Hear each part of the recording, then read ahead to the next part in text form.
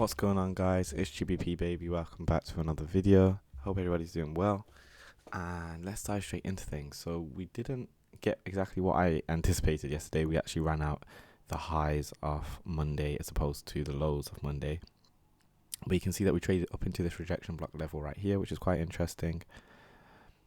I'll just get that marked out and hit the 50% level to the T, as you can see right there. You can't make this stuff up. Let's just thin this. It's what you call consequent encroachment, and then you can see our price has been rejected at that level very aggressively. So now I'm going to go back to my original bias of expecting price to roll over and run out these sell stops. So if you watch yesterday's video, you'll remember me expecting price to just roll over straight away and run into the sell side liquidity. However, you can see we grabbed stops above these highs first, and now we've had displacement to the downside. So now I'm expecting us to continue with that original bias and get below this Sunday opening price, which we have delineated right here. Now this large wick to the downside is what I'm going to be paying close attention to. Let's split up into quarters, and you can see the 25% level is where, well, we have a fair value gap kind of forming right there. But anyway, 25% level is what I'm going to be looking at as to where the highest I'd want to see price trade tomorrow be. Go down to the 1 hour, and you can see that gives us a fair value gap on the 1 hour as well, and that would be the highest I want to see price trade for me to then expect price to roll over, run below this Sunday opening price, which I spoke about yesterday, and then see us run into the sell stops below here and then below here, and then into our old weekly high, which I've been speaking about all week long. So interesting day, especially the fact that we took out both sides of the market in terms of us creating a high and then aggressively breaking down lower. But now is when I'd be looking for our setup to form. Also in line with this red line is technically a breaker. We have a high, we have a low, we have a higher high, and then you could argue if this is displacement. If that is the case, when price returns to it, we expect us to be able to sell into that and roll over into the south side. So I hope that makes sense. I would suggest watching yesterday's video so you can see where I, wrongly anticipated the price action we got today. But this kind of displacement right here is very nice to me. Very, classic price action in terms of breaking down on the 15-minute. And this is where I'd expect us to find resistance to keep pushing down and running out these sell stops. And like I said, and I keep saying, getting below this Sunday opening price we have right here. So let's head on to GBP USD. And you can see price caught up with euro very aggressively as it ran down, took out the sell stops just about, which I've been speaking about now. Again, obviously I was expecting price to rally first, but that's not the case. You can see we grabbed the sell stops first. So now I want to see it run for the buy side, of course. Now, I'm going to split this again into quarters, this large wick. Why am I using this wick? Because it's the largest wick and most significant as far as I'm concerned. Let's get this marked out like so. We'll go down to the 4 hour.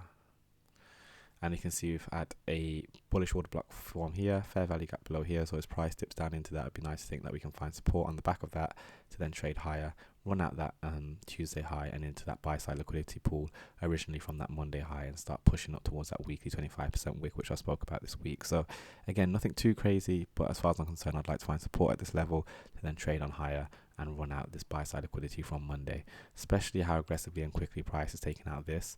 I'm looking at this low, high, low, low displacement, return to breaker here. I don't want to see price return that deep into the breaker. I'd like to think that we can just keep trotting on higher in line with dollar, like I said, rolling onto the downside to try and get below the sell side liquidity pool. Finally, we're going to finish up on euro. Again, not entirely as directional as I wanted it to be in terms of me expecting us to trade higher. Off the bat, you can see we ran lower. We didn't actually take out any lows, so there's a level of bullishness on euro which we don't have on pound, which suggests we should be trading euro. Nonetheless, I'm going to get rid of a few things. Let's go to the 4 hour, and you can see beautiful displacement, nice bullish order block right here. So let's get the high of that bullish order block marked out. Again, this will be the lowest I'd expect price to trade, if at all, in the new day.